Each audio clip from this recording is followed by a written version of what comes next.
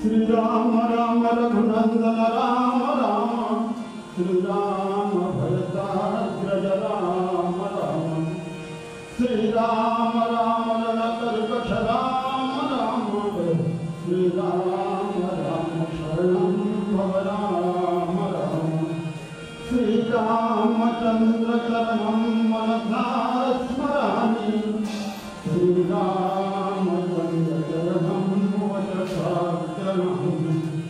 श्री रामचंद्र चरणं शिरसा नमामि श्री रामचंद्र चरणं शरणं माता रामो मत्पिता रामचंद्र स्वामी रामो मत्सखा रामचंद्र सर्वस्वं मे रामचंद्रो दयालु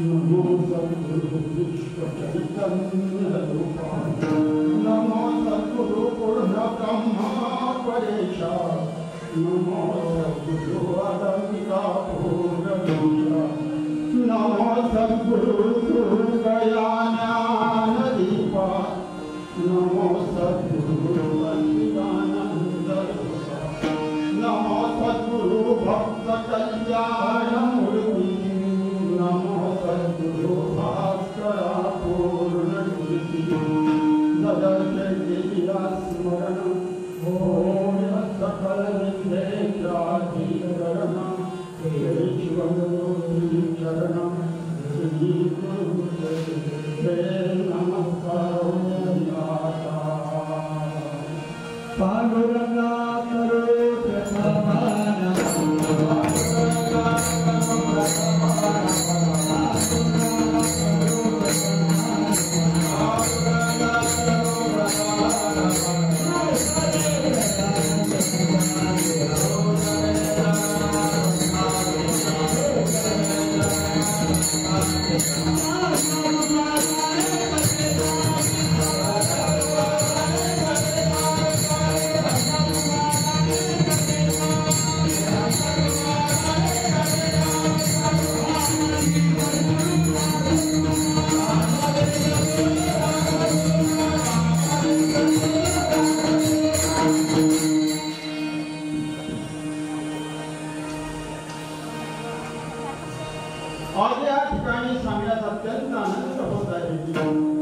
सोनियाचा दिवस आजी अमृते पाहिला आणि नाम आठविता रूपी प्रगट किंवा आधी सोनियाचा दिनो आणि वर्ष अमृताचा घट खरोखर 9 दिवस अमृताचा नामामृताचा वर्ष होत आहे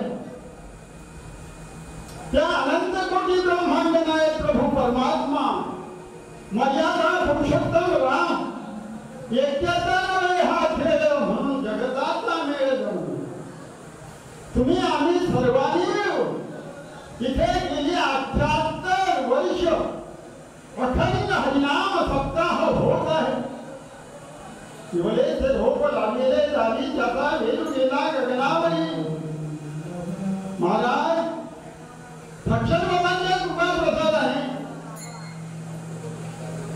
हे रोप लावलं महाराष्ट्र ही संतांची भूमी आहे या भूमीमध्ये अनेक थोर साधू संत उत्तीर्ण झाले त्यातच आमच्या या छोट्याशा गावामध्ये सक्षम बाबासारखी महान विभूती उत्पन्न साधी राणीमान गरीब घराणे लौकिकाची कोणतीच वरिष्ठ नसलेले ब्रह्मप्राप्तीचे स्पष्ट लेखी अंगावर उमटलेले दृष्टीनं पाहिलं तर त्यांची दिव्यता जाणवत असते. असे हे महान भक्षण बाबा त्या गावामध्ये आले महाराज. त्यांनी घरोघरी जाऊन अगदी सामान्य समाजाला पेलेल असा पण मोक्ष प्राप्त करून देणारा परमार्थ शिकवला. तुम्ही म्हणाल साधा सोपा म्हणजे काय? साधा सोपा म्हणजे काय? शास्त्राच्या नियमाप्रमाणे रामनवमी, गोकुळाष्टमी, महाशिवरात्री या दिवशी अन्न वर्ज्य आहे. अन्नाचं सेवन करीत नाही महाराज. पण आमच्या महाराजांनी आम्हाला सांगितलं आज 78 वर्ष झाली की तुम्ही 12 वाजल्यानंतर तुमचं उपासाचं पालन सोडू शकता.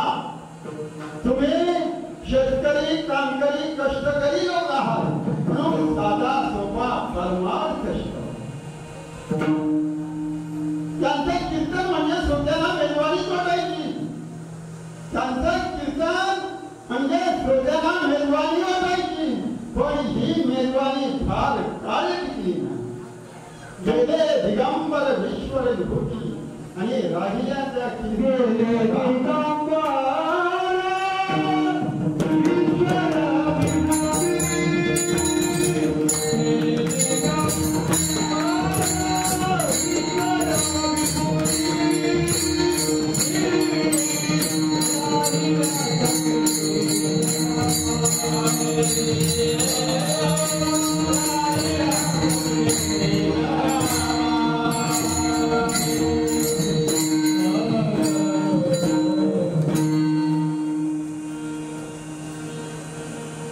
सेवेसाठी घेतलेला धर्म रक्षावया अवतार घेशी आपल्या पायीशी भक्तजना अंबऋषीसाठी सोशीगर भवाच आणि दुष्ट निर्दायी पुन्हा तो बोल साध करी तुका म्हणे तुझं वर्णिती पुराणे आणि होय नारायण प्रवाशी. सेवेसाठी घेतलेला भंग तुकाराम संत श्रेष्ठ महावैष्णव श्रीमंत तुकाराम महाराजांचा 4 चरणाचा भंग आहे. अभंग बहुतेकांच्या पाठातला आहे. या अभंगातून महाराज देवाच्या अवतार कार्याचं श्रेष्ठत्व प्रतिपादन करतात.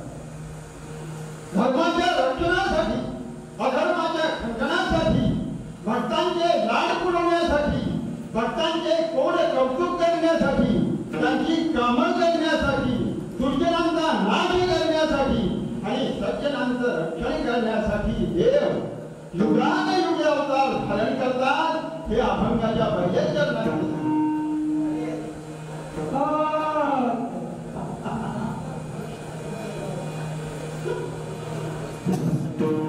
अंबरुचीसाठी देवाने गर्भवास असते. नवे नवे दशावतार धारण केले आणि कित्येक दुष्टांचा नाश केला. हे अभंगाचं दुसरं चरण. देव दयेचा सागर आहे, प्रेमाचा आगर आहे, मायेचा माहेर घर आहे, तो कृपा सिंधू आहे. पतीच पावन हे प्लीज सत्य करण्यासाठी आणि देव अजून विजेवर उभा आहे. अभंगाचं तिसरं चरण. मूढ, पापी, पामर, विषयी, अर्थ, अर्धादी, जिज्ञासू आणि ज्ञानी या सगळ्या भक्तांचा देव सांभाळ करतो असा तो दयावंत आहे अशी पुराणं सुद्धा वर्णन करतात. असं या अभंगाचा सरळ सरळ भावार्थ आहे.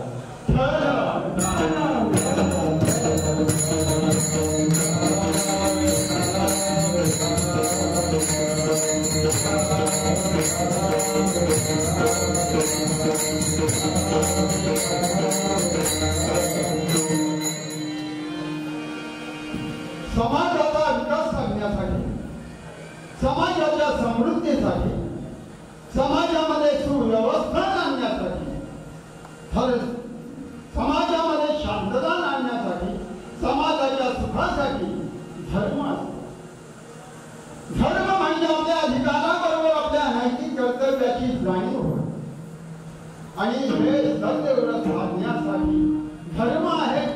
अध्यात्म आहे, वेद आहे, नीती आहे, नियम आहे, परंतु ती आपल्याला बंधन वाटतात.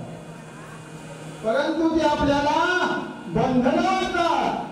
तत्वज्ञानाचा सखोल अभ्यास केला आणि दूरदृष्टीनं पाहिलं तर धर्म म्हणजे समाजाची सोडवणूक आहे. धर्म म्हणजे समाजाची सोडवणूक आहे. वास्तविक विचार करा.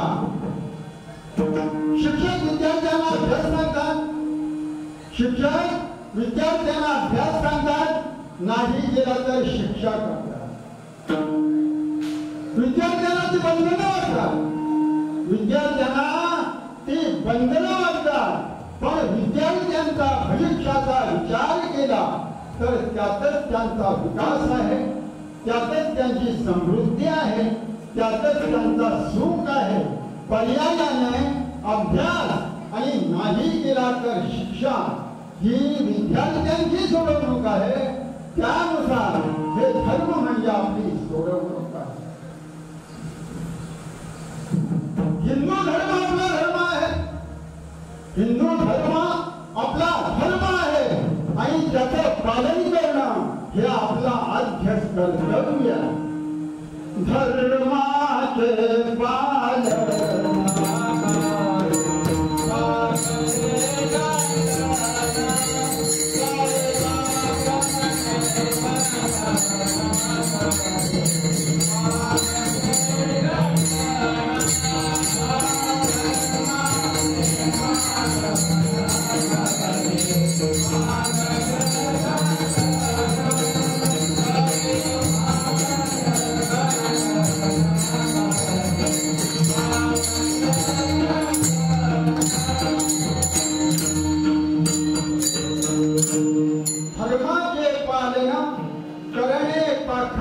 खंडन आणि हेच करणे आम्हा काम बीज वाढवावे ना.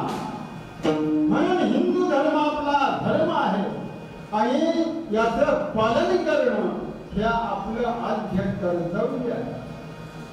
वेदाने जो सांगितला तोच धर्म, वेदाने जो सांगितला तोच धर्म, तोच कार्य, तेच कर्म आणि तेच पुण्य. वेदाने जो निषिद्ध ठरवला तो अधर्म, ते अकर्म, तोच अधर्म आणि ते जो वेद मान्य आहे तो धर्म, जो वेद मान्य आहे तो धर्म आणि जो वेद निषिद्ध आहे तो धर्म. धर्म धर्म धर्म म्हणजे तरी काय?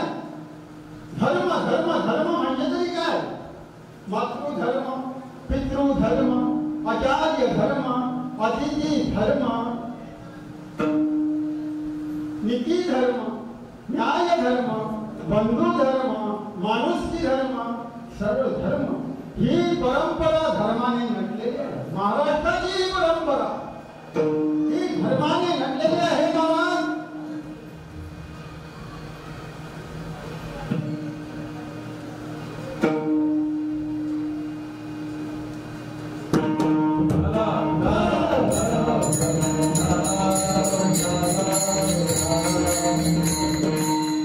इंद्रप्रस्थाचे राज्य भोगणारे सार्वभौम राजे पांडव, इंद्रप्रस्थाचे राज्य भोगणारे सार्वभौम राजे पांडव युद्धामध्ये हरले, जुगारामध्ये हरले.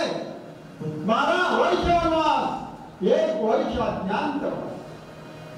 महाराज वनवासाला गेले.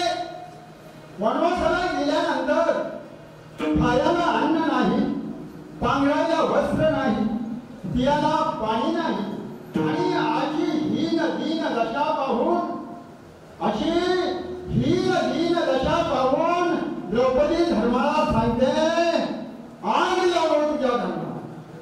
द्रौपदी काय म्हणते? आग लागो तुझ्या धर्माला. पण धर्म द्रौपदीला सांगतात आपण जर धर्म सोडून दिला किंवा जगातला धर्म नाहीसा झाला तर जगात प्रतिष्ठा राहणार नाही, जगात मान सन्मान राहणार नाही. जग हा आधारहीन होईल आणि थोड अंधारात होईल.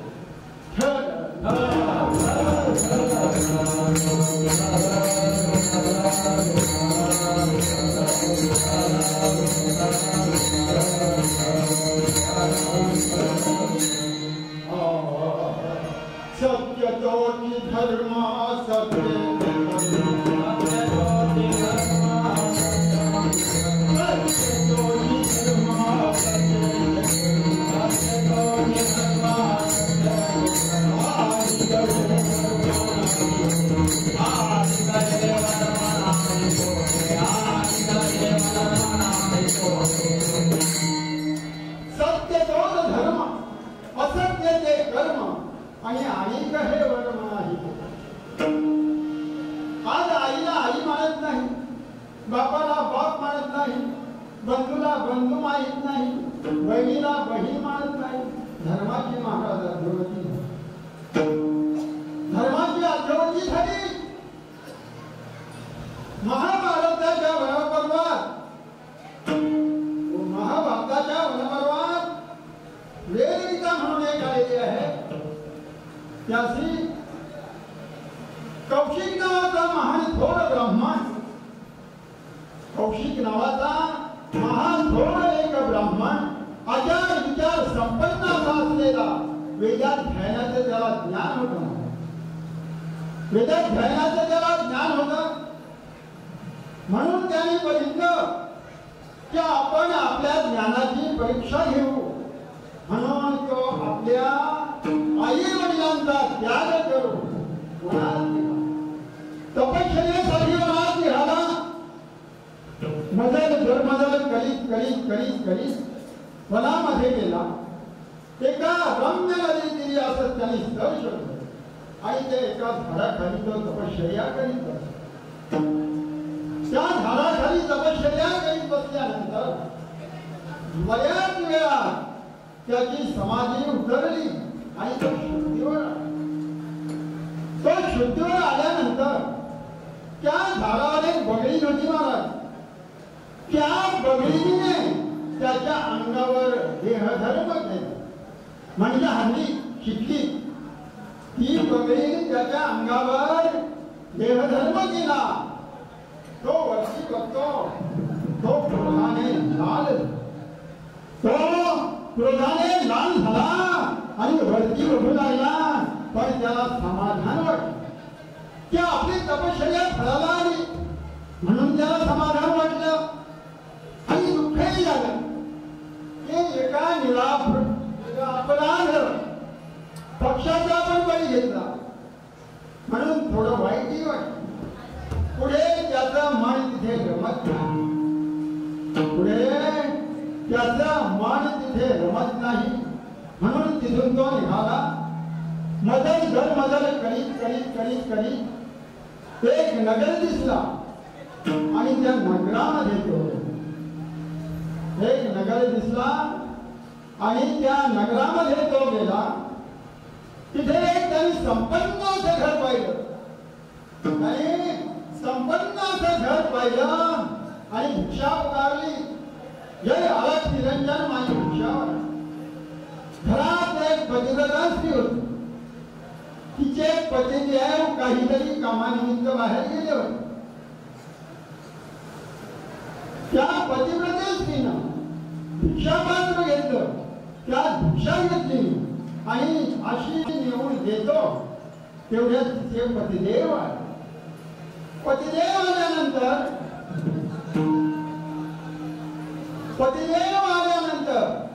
तिने ते भिक्षापात्र खाली ठेवलं आणि आपल्या पतिदेवांची विचारपूस केली. पियाला पाणी दिलं, बसायला पाणी दिलं, त्याला कुशल विचारलं.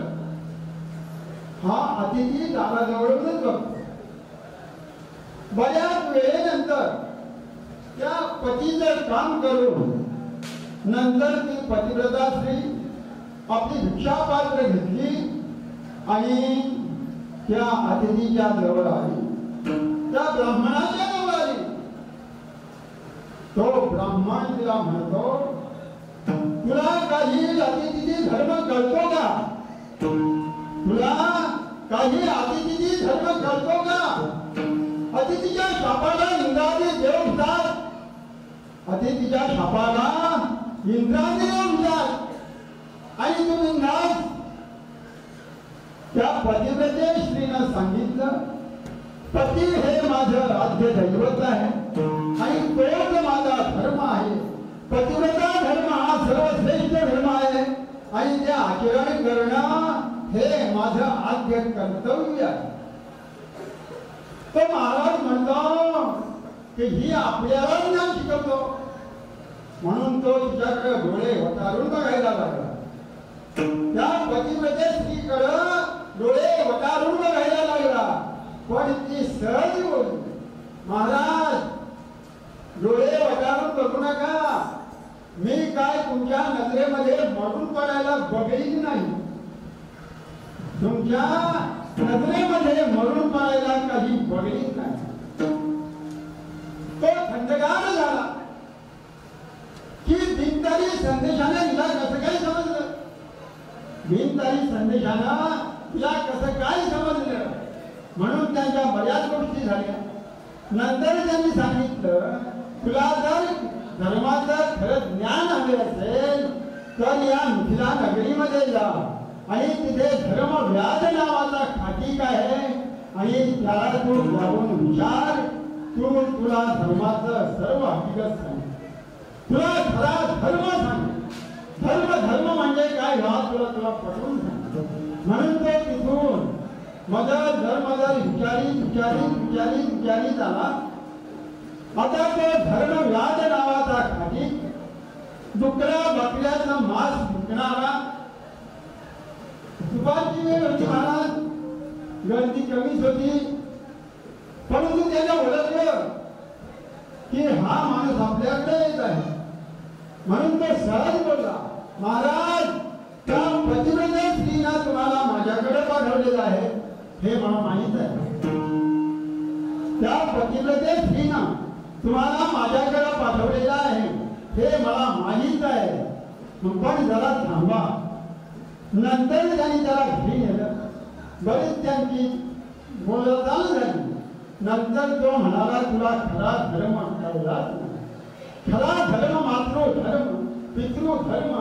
अरे तू तुझ्या आई वडिलांना घरात सोडून हुशार तप सामर्थ्य करण्यासाठी जंगला घेतो. तुला धर्म कसे कळले. तुका म्हणे माझ बापे, तुका म्हणे माझ बापे, तुका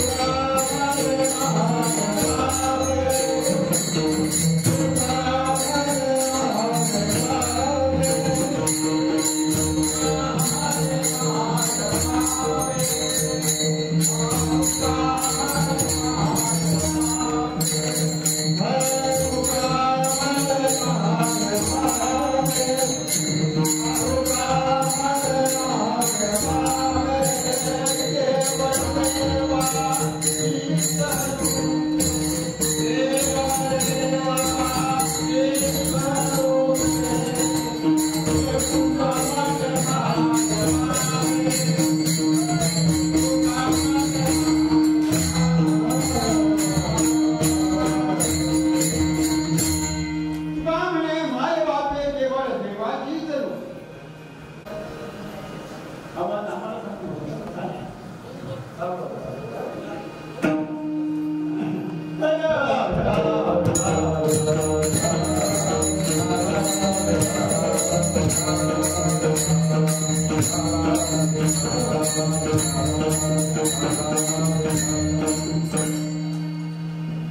तुका म्हणे माझ बापे, तुका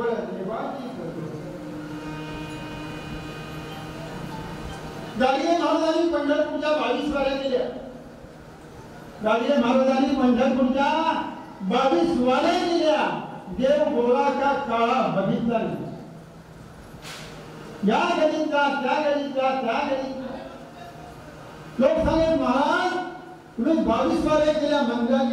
सांगितलं मंदिर बघितलं तुम्ही 22 वाऱ्या केल्या पण मंदिर काळा गोळा मूर्ती सुद्धा बघितली.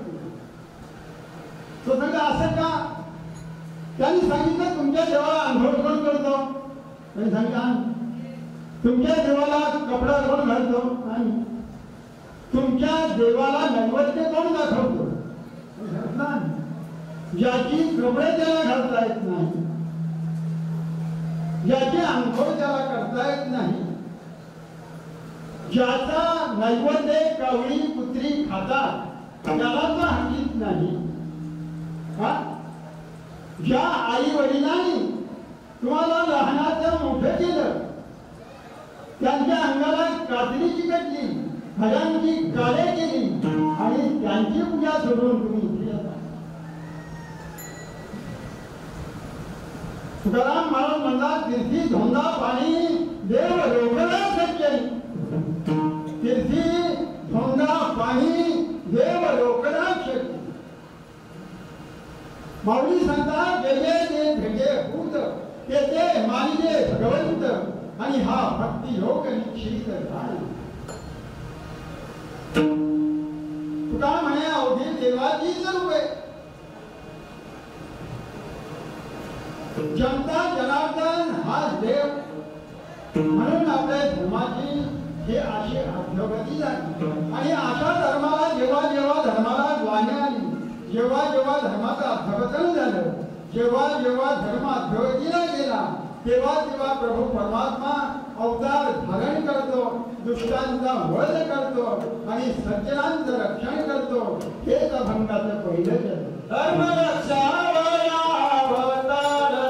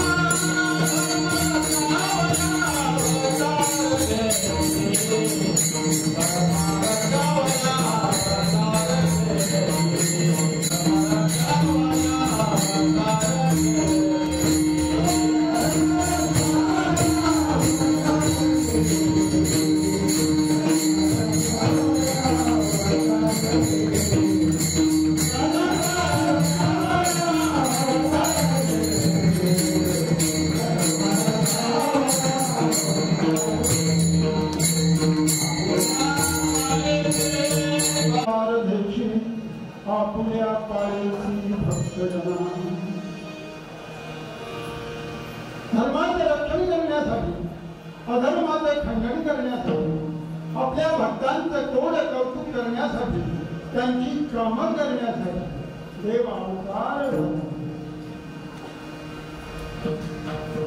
भगवतीचा अध्याय 4 7 आणि 8 श्लोक. यदा यदा धर्मस्य ग्लानिर्भवत भारती अभ्युत्थान धर्मस्य तदात्मं सृजाम्यहम्. जेव्हा जेव्हा धर्माचा वास होतो, जेव्हा जेव्हा धर्माला दुर्गती लागतो, तेव्हा तेव्हा प्रभू परमात्मा अवतार धरतो. परित्राणाय साधूनां विनाशाय च दुष्कृती धर्म संस्थापनार्थाय संभवामि युगे. युगानुयुगे तो परमश्रेष्ठ पुरुष परमात्मा भक्तांची कामं करतो. युगानुयुगे सर्व भक्तांची त्याने कामं केली. उन्नतीच काही नाही भगवंत इष्ट भाव भक्त देखोनिया. लाची पुत्र कन्या विदुराच्या भक्षी लाईच्या घरी लक्ष्मी प्रल्हादाची. शर्मरंगुला गे रोहिदासा संगे कपिलाचे मागे शेते. सदय कसाया विदुला गे मास माया सावत्यास खुरपू लागे. नरहरी सोनाला घडी फुंकू लागे. सोखा मिळ्या संग ढोरवून गवळीच्या घरी अंग गाई वळी. वदार पाळ बळी द्वारी झाला नामा सवे केवी सवे संपोटीत ज्ञानियाची भिंत अंगे होई पुंडलिकासाठी आलोडी नसत आणि तुका म्हणे मात धन्य आपल्या भक्तांची कामं करण्यासाठी तो परमश्रेष्ठ पुरुष परमात्मा पंढरीश का म्हणून विचारा तर आपल्या पायीशी भक्त मिथुराच्या कण्या खाल्या रोहिदास तांबाराची कातडी रंगवली सजन कसायचं मांस विकलं गोरा कुंभाराची माहिती घडवली नरहरी सोनाराचे दागिने घडवले चोखा मेळ्याची फुलं पडली नवे नवे त्याच्या बायकोचं बाळंत पण केलं एकनाथीच्या घरी 36 वर्ष लावला पांडवांच्या घरी त्यांनी कामं केली अर्जुनाच्या रथी झाला आणि ज्ञानेश्वरांची भिंत सुद्धा त्याने तोडली महाराज अशी भक्तांची त्याने कामं केली का म्हणून विचारा तर आपल्या पाळीशी भक्त त्या भक्तांचं त्याच्यावर प्रेम होतं ना त्या भक्तांचं ज्यांचं प्रेम होतं आणि त्या प्रेमापोटीच त्याने त्यांची कामं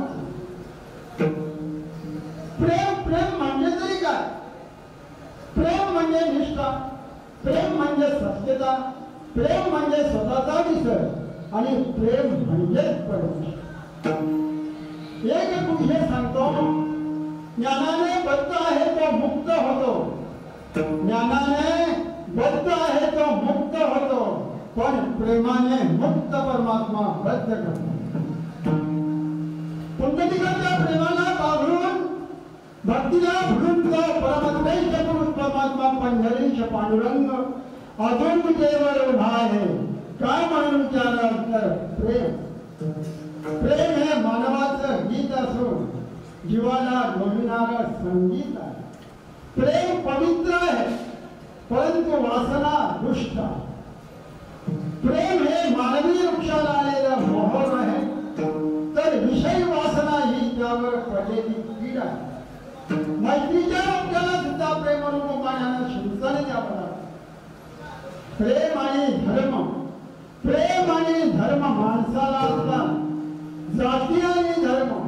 जाती आणि धर्म माणसाला असतात प्रेमाने निर्माण होणाऱ्या माणुसकीला नसतात म्हणून असं हे उदांत प्रेम त्यांनी त्या परमेश्वरावर केलं म्हणून त्यांनी त्यांची कामं केली बभुसा पिता झाला भरुसी तयाते श्रीहरी स्वये जन्म सोची दिला शिर शिंदू तया रूपमानी नृपेक्षु कदारा मदासाभिमानी अंकुरची जागी देवाने 10 गर्भवास सोडले आणि कित्येक दुष्टांचा नाश केला अभंगाचं चित्र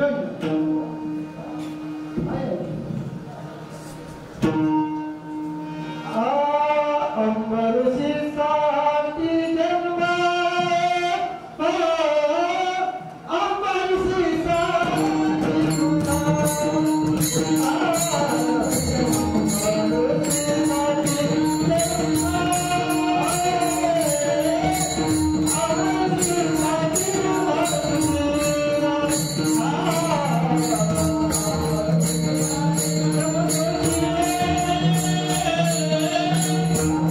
I'm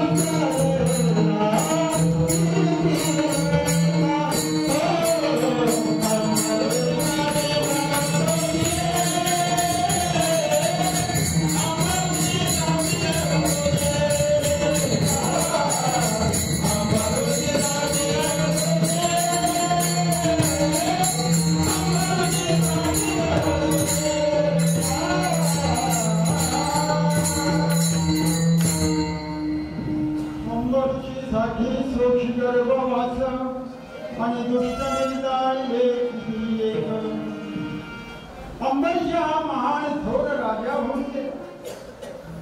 तो एकादशीचं व्रत नियमबाह्य करायचा. अगदी निर्जला एकादशी तो करायचा. आणि अशा कित्येक वर्ष त्यांनी ते एकादशीचं व्रत अगदी भक्ती भावानं प्रेमानं केलं. हे दुर्वास ऋषींना समजलं आणि दुर्वास ऋषींना त्याची सत्वपरीक्षा पाहण्याचं ठरवलं. दुर्वास ऋषींना सत्वपरीक्षा पाहण्यासाठी त्याच्या जवळ आलं.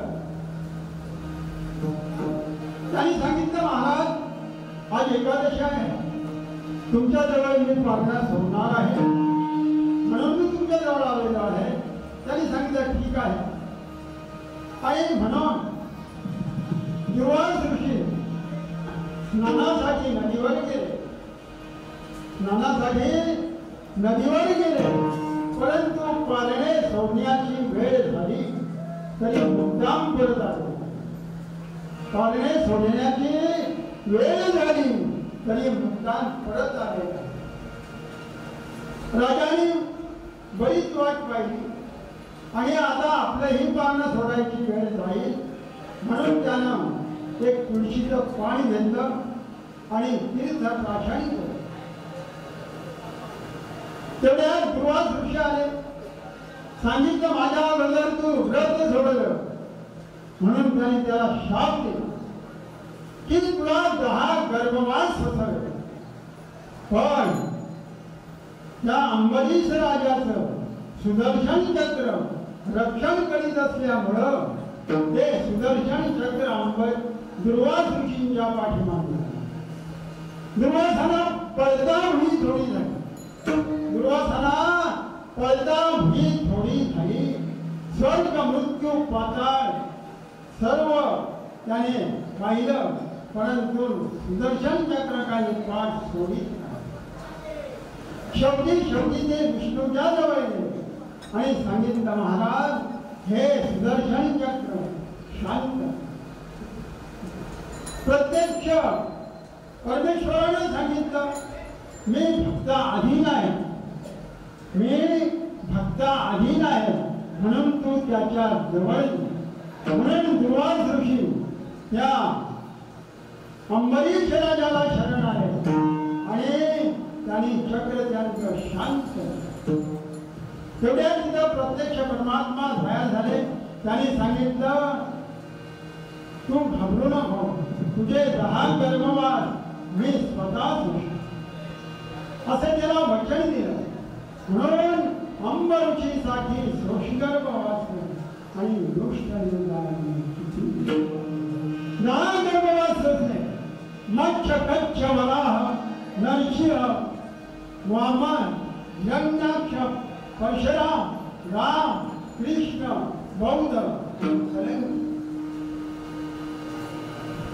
मत्स्य होता.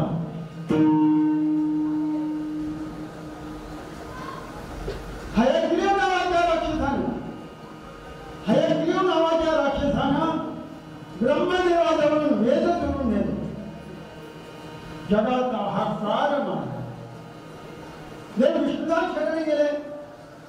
सांगितलं, महाराज जगाचा वेद दिल्यानंतर जगाचा गभा गेला. यज्ञ याग हवनादी कार्यक्रम बंद पडतील म्हणून देव मासा झाला आणि शंख रूपाने लपलेल्या समुद्राच्या तळाला गेला आणि शंखासुराचं वध केलं. आपल्या वज्रप्राय दाताने त्याचं पोट फाडलं आणि त्याला मरण दिलं आणि शंखासुराला वरदान दिलं की वेदाच्या साह्याने पवित्र झाला म्हणून तुला मी हातात वागवीन, लोक तुझी पूजा करतील. आज मच्छा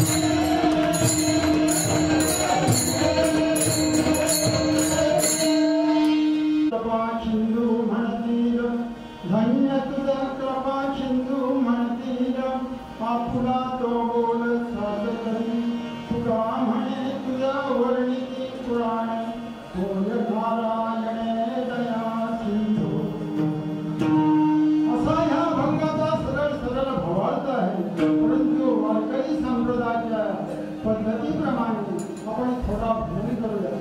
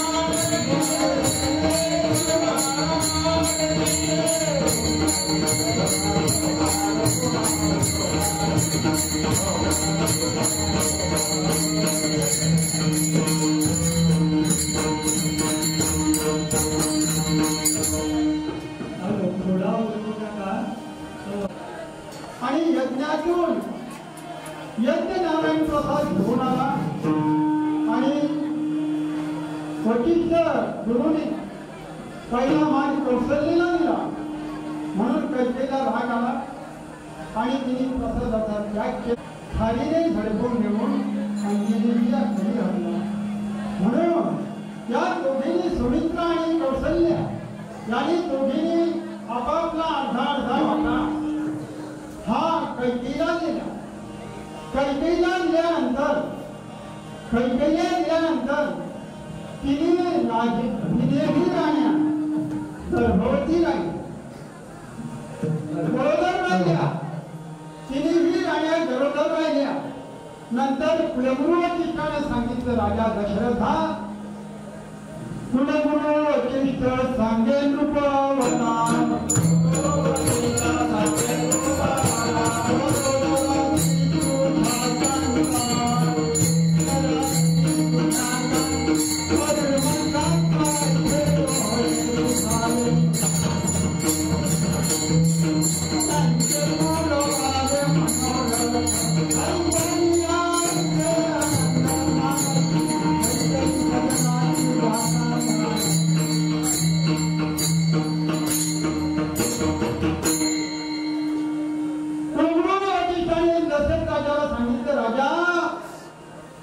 तुझ्या राया गरोदर राहिलेल्या आहेत आणि म्हणून त्यांना तो डोळे विचार आणि म्हणून राजा डोळे विचारण्यासाठी प्रथम कैकेयीच्या घरी गेले आणि कैकेयीला सांगतात की तुझे डोळे काय आहेत आम्हाला सांग. कैकेयीला जेव्हा सांगतो प्राणनाथ ऐसे वाटत असे जीवा कनिष्ठाची द्यावे राज्य पद यशाची झाडात नुरीची कंतरा नये समाचार त्याचा कैकेयीने सांगितलं कैकेयीने सांगितलं राजा मला नाही मुलगा होईल त्याला राज्यपद द्या आणि कौशल्याचा मुलगा होईल त्याला वनवास घाल.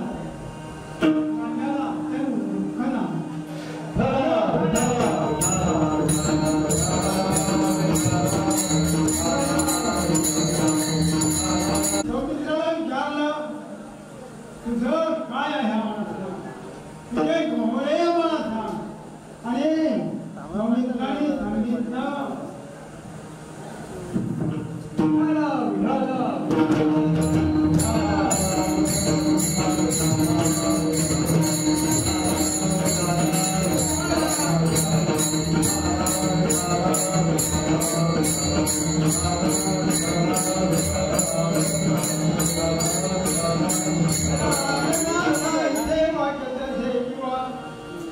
कनिष्ठाची द्यावे राज्य ही कैकेयी म्हणते. कौशल्य म्हणतो प्राणनाथ ऐसे वाटत असे जीवा ज्येष्ठाची करावी सेवा ज्येष्ठाची सेवा माझ्या मनाने करावी अशी सौमित्रा म्हणते. तेथून राजा अशी माहिती झाला कौशल्याचं सौमित्रीचं त्याने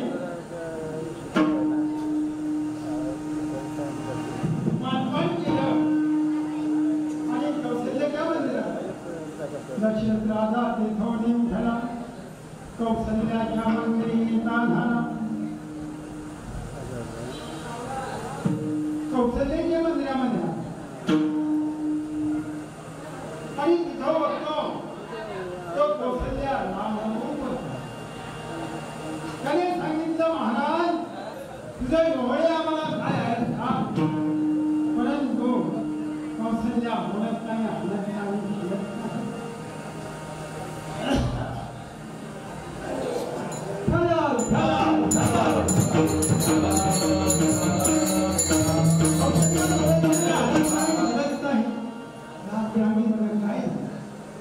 म्हणून त्याने मागच्या आठवणी दिली की रावणाने आपल्या रंगामध्ये लग्न आणलं होतं ते तुला आठवण नाही म्हणून आणि धनुष्य मागिन रावणा आणि धनुष्य मागिन नंदी खेळाली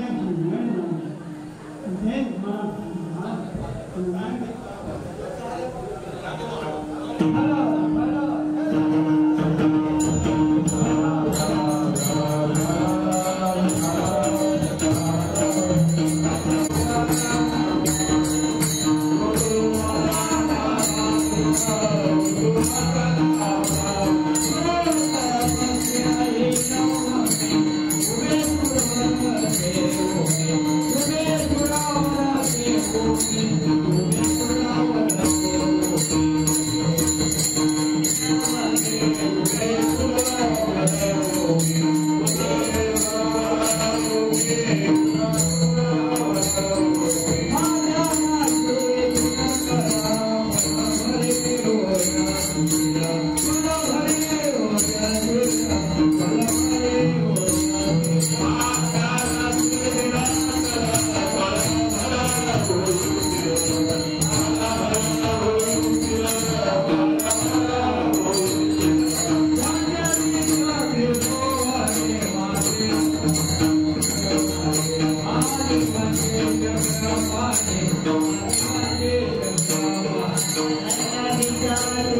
you.